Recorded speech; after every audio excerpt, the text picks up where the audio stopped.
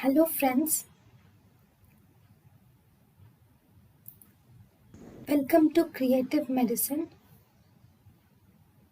In this lecture, we will learn about. Hello friends, let us now learn some important points about intrauterine fetal death.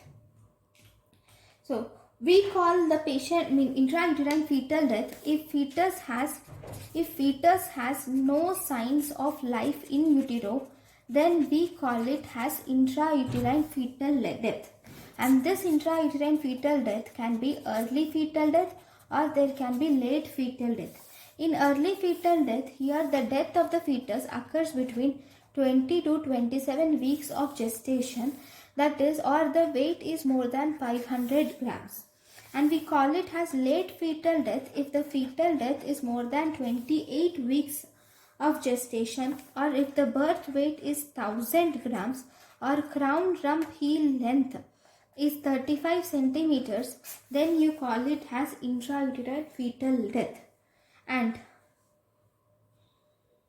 okay, this is intrauterine fetal death. Now we will see the causes of intrauterine fetal death. So for causes of intrauterine fetal death, you can again divide this intrauterine fetal death into two causes. One, it can be maternal causes, or two, it can be fetal causes. So in the fetal causes, I will draw the fetus first.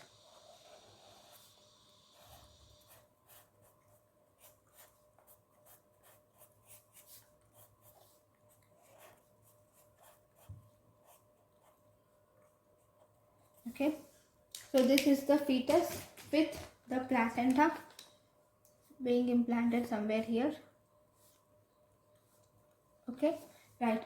Now if you see, the first we will see the maternal causes of the fetal death. So in the maternal causes of the fetal death, these can be due to APLA syndrome, that is anti-phospholipid antibody syndrome, can cause a stillbirth. It can occur due to hypertensive disorders, because in hypertensive disorders there will be uteroplacental insufficiency, thus resulting in intrauterine fetal death. And diabetes mellitus can also cause stillbirth in the fetus. Then trauma, obviously when there is trauma and there is some problem, some injury to the baby, then it can cause intrauterine fetal death. And in case of sepsis, because of the sepsis because of the antibodies and because of the infection, it can cause intrauterine fetal death. The infections can be toxoplasmosis or parvovirus or cytomegalovirus, listeria, herpes simplex virus, okay, malaria. Okay, all these can cause intrauterine fetal death. And if there is sometimes acidosis, okay, or uterine rupture due to any reason, this can also result in intrauterine fetal death. And sometimes post-term pregnancy can cause idiopathic or unexplained fetal death. Okay, so these are the normal maternal complications. Then if you see the fetal complications, this is the fetus. So in the fetal complications we have, first we have, in the fetal complications, it can be associated with chromosomal abnormalities, especially if you see trisomy 21, 13, 18 or aneuploidies are associated with the stillbirths, or sometimes congenital lethal anomalies will be there, which will also result in the fetal death, right? So, and infections in the fetus can also result in the fetal death, intrauterine fetal death. Then if you see, one more thing is about the placenta. Whenever there is like in the placenta, okay, that related to placenta is, if you see in the placenta, if there is abruption of placenta or if there is any trauma, okay, thus causing transection of placenta, can obviously, because of increased bleeding, it can cause fetal death. It can be asphyxia because of decreased blood supply to the baby through the placenta, called as intrapartum asphyxia, that can cause fetal death if there is placenta previa. So placenta previa will result in uteroplacental insufficiency, and thus it can result in intrauterine fetal death. So all these are actually the causes of intrauterine fetal death. So once you have seen among all these, if you see, the most common causes which are cited in maternal things are mainly hypertension and diabetes, are the two most common maternal diseases which are associated with stillbirths. So how are you going to diagnose it? Diagnosis is, for diagnosis we will do USG. Okay, in the USG you will find that there are some signs which you should remember in USG. One, we call it as Spalding sign. So in the Spalding sign, there is collapse of in Spalding sign. So first sign we will see, this is the second sign, but first sign is Robert sign. In Robert sign, if you see, in the great vessels of the baby, you will see presence of air or gas in the great vessels. Gas is seen in the great vessels is seen. That is Robert sign. Here you see 12 hours. Robert sign, you see that it is 12 hours. Here you will see that there is gas in the great vessels is seen in Robert sign. Then we have Spalding sign. What is Spalding sign? In Spalding sign, if you see the skull bones, are seen to be overlapping each other. So this overlapping of skull bones is called as Spalding sign. Okay, this Spalding sign occurs by 1 week of age.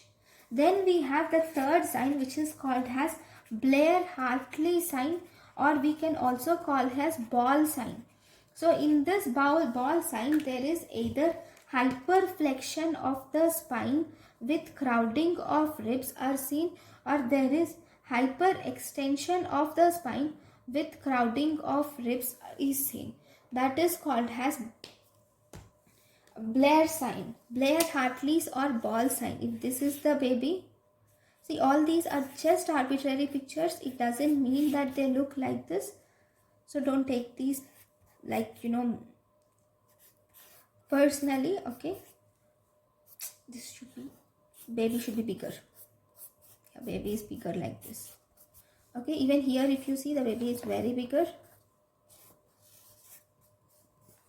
Yeah, this has been better picture than the previous one, right?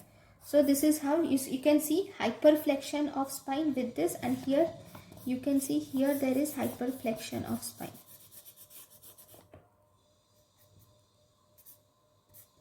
Okay, here this is the one.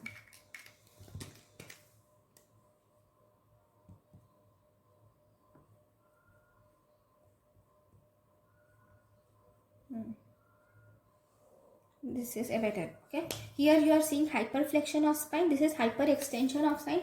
Both these are called as Blair-Hartley's or ball sign, right? Now, so once you have diagnosed that there is intrauterine fetal death, then you have one option. You can wait for the spontaneous delivery to occur in the fetus. Okay, and then you will have to also, if the spontaneous delivery does not occur, then you will have to induce the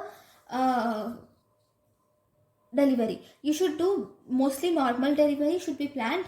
You should not go to the cesarean section unless normal delivery is not possible, like in transfers, like where normal delivery is contraindicated completely. Except in those conditions, in all the other conditions we can do normal delivery.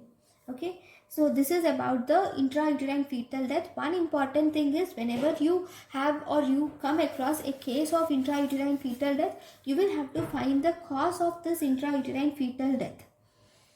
Okay, because, and you will have to treat that cause, or else this intrauterine fetal death might repeat. Like if the patient has come to you with intrauterine fetal death and think that she has an Laplace syndrome, but you have failed to diagnose it, you just thought it can be some idiopathic causes and you have left it, then she might come back to you within one more fetus with the same condition.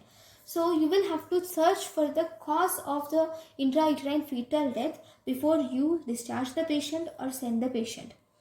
So most of them, almost 80 to 85, 90% will deliver spontaneously within 3 weeks. And only the rest 25 to 30% will develop DIC if left undelivered. So this is one thing which you have to remember. So this is about intrauterine fetal death. So thank you guys for watching my lecture. Thank you. Thank you and thank you for watching.